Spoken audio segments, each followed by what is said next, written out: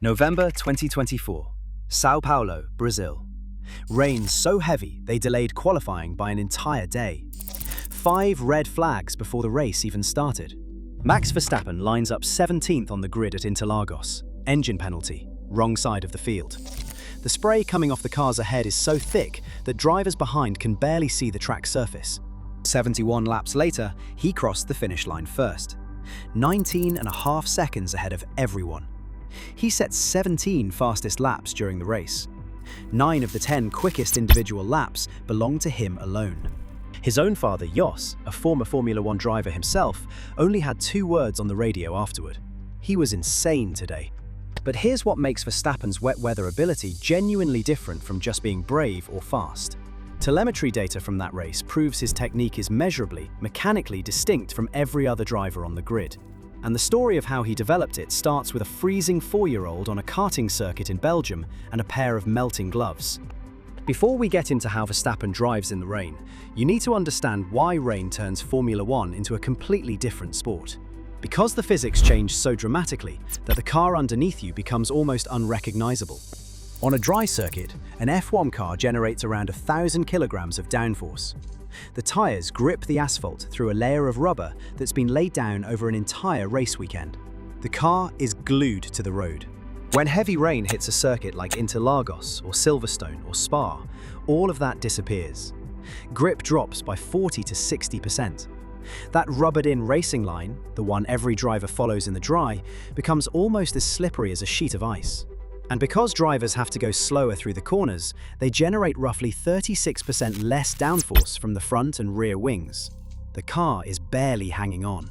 The visibility is terrifying.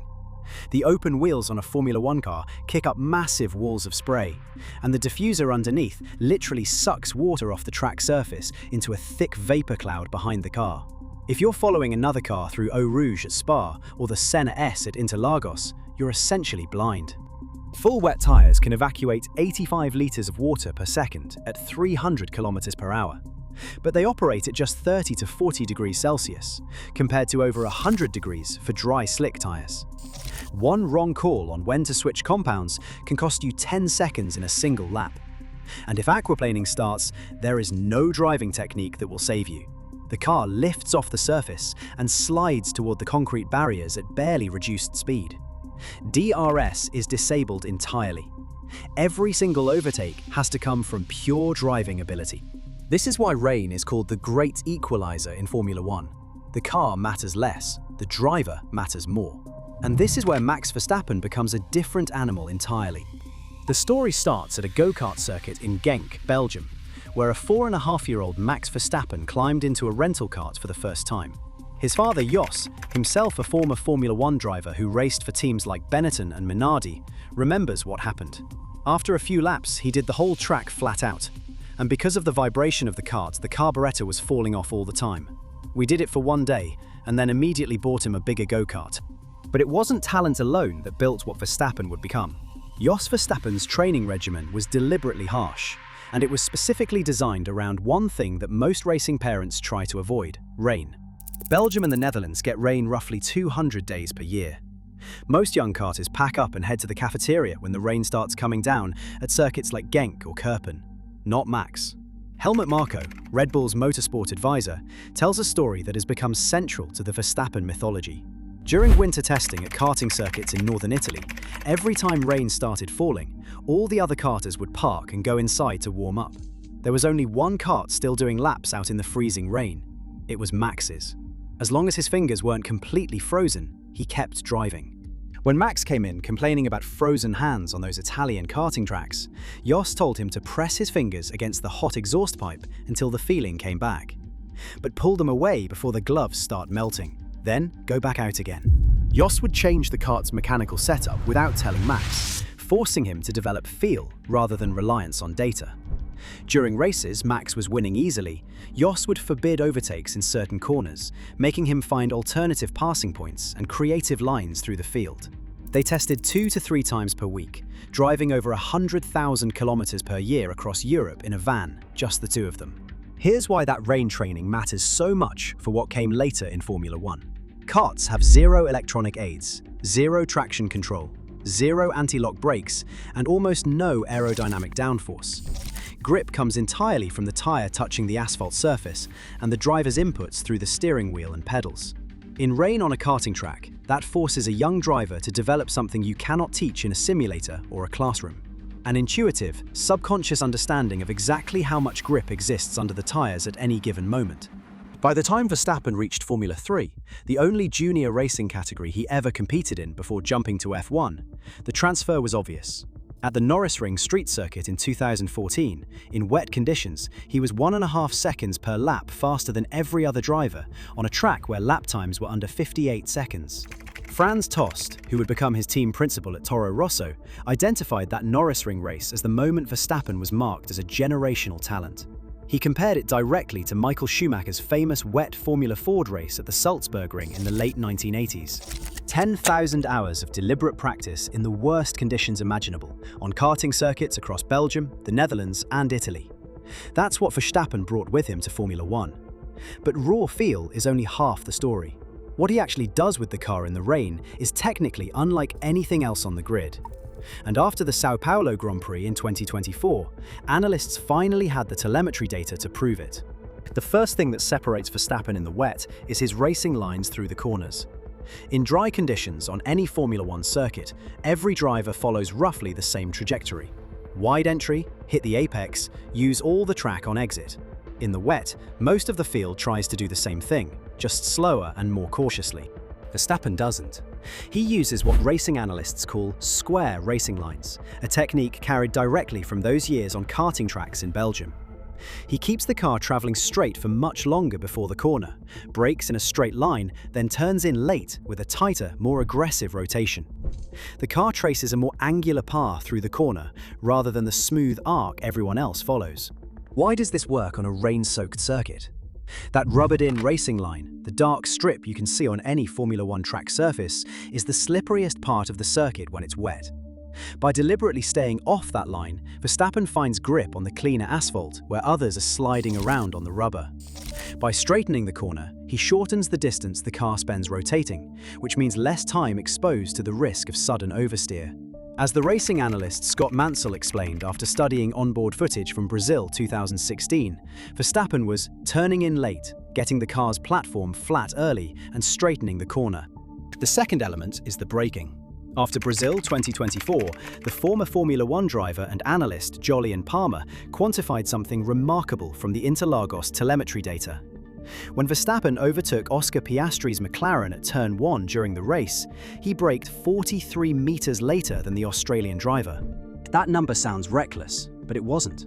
Palmer noted that Verstappen's deceleration curve through the braking zone was steadier, meaning more controlled and more precise than what Piastri was doing. When Piastri later tried the same aggressive braking move on Liam Lawson further back in the field, he earned a time penalty for a clumsy attempt. Verstappen simply had, in Palmer's words, a feel for the limit of grip that was way beyond most of the field. The third element is the one that genuinely surprised the engineers watching the data: the gear trick. Telemetry from the São Paulo race revealed that Verstappen deliberately upshifts to 8th gear before entering braking zones in the wet. Most other drivers on the grid, including title rival Lando Norris in the McLaren, stay in 7th gear before braking. The reason is ingenious. By starting in a higher gear, Verstappen has more gears to downshift through during the braking phase, which maximizes the engine braking effect for smoother, more stable deceleration on a slippery circuit surface.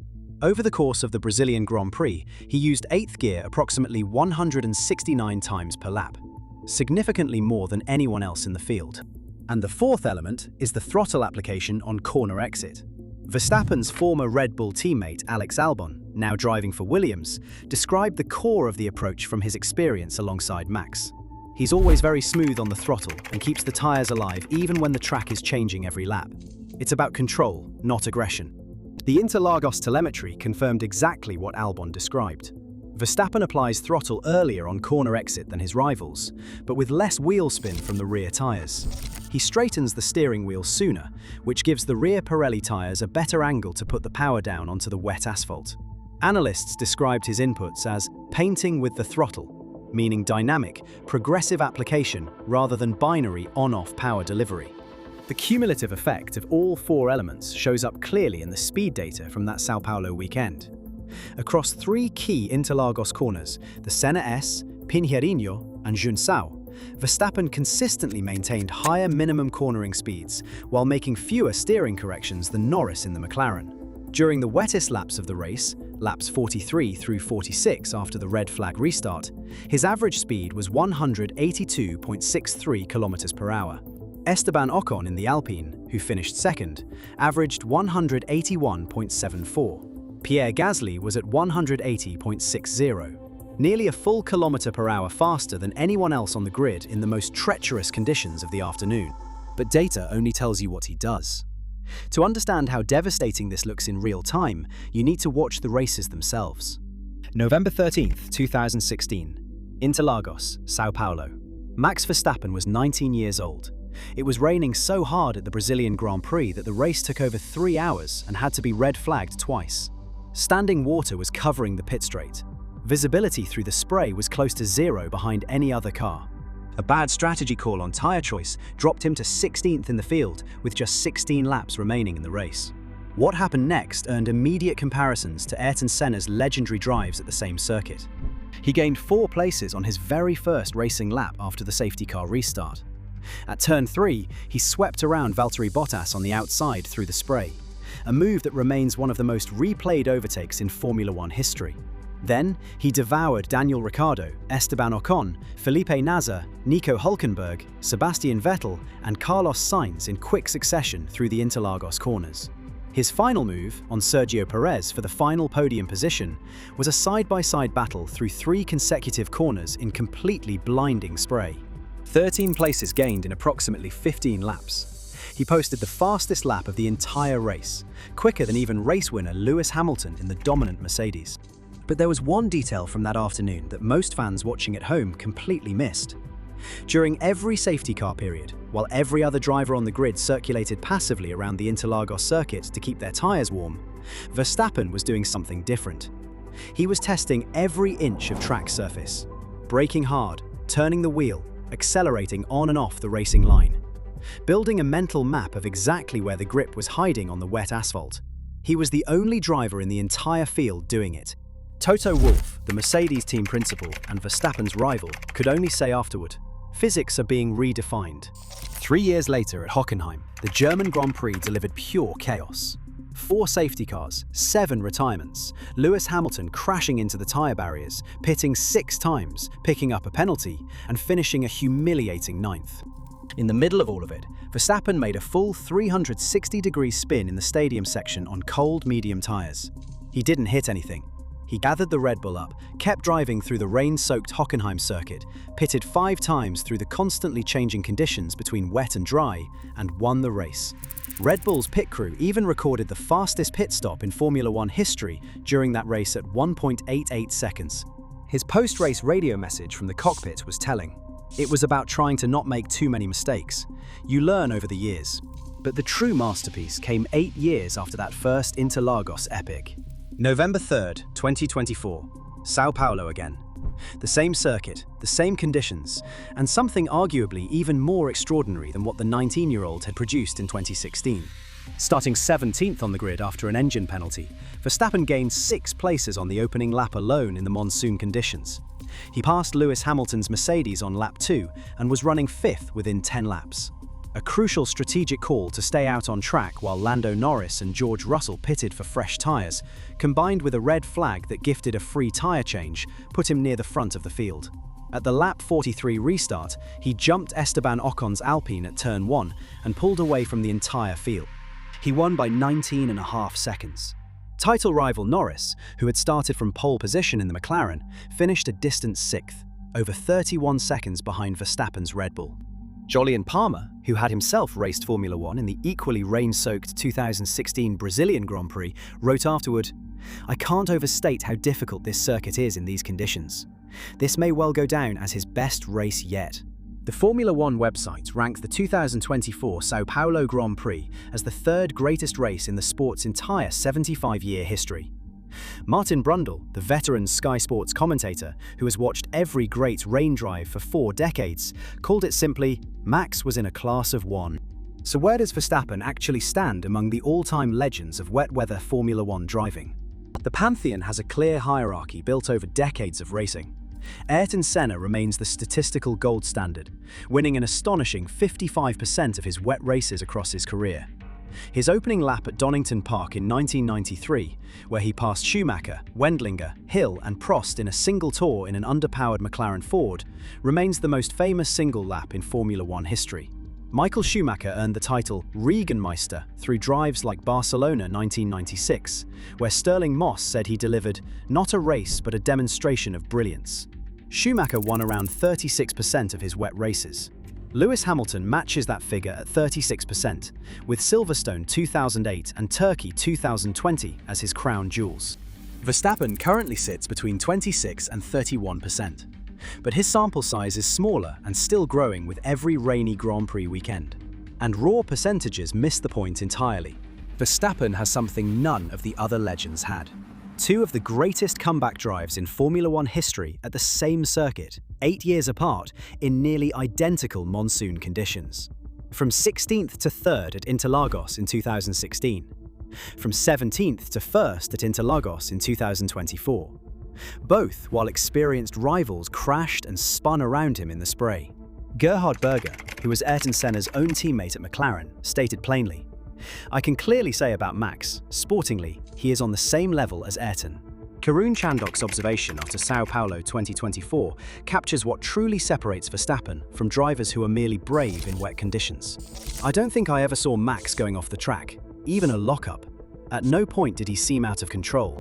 In conditions where control is the rarest commodity on the entire grid, that composure, learned at 4.5 years old on a kart at Genk, refined through frozen fingers and melting gloves on Italian karting tracks, and expressed through 8th gear downshifts and 43-meter braking advantages at Interlagos, is worth more than any aerodynamic upgrade money can buy." Verstappen's rain technique isn't a secret weapon. It's a 10,000-hour investment made by a kid who refused to come inside when it was pouring, coached by a father who understood that the only way to learn real feel for a racing car is to drive when there's nothing to rely on but feel itself. The telemetry proves it. The results at circuits like Interlagos, Hockenheim and Imola prove it. And the next time heavy rain falls on a Formula One Grand Prix Sunday, every driver on the grid already knows what's coming. If you're finding this kind of deep dive useful, hit subscribe. I cover Formula One stories like this every week.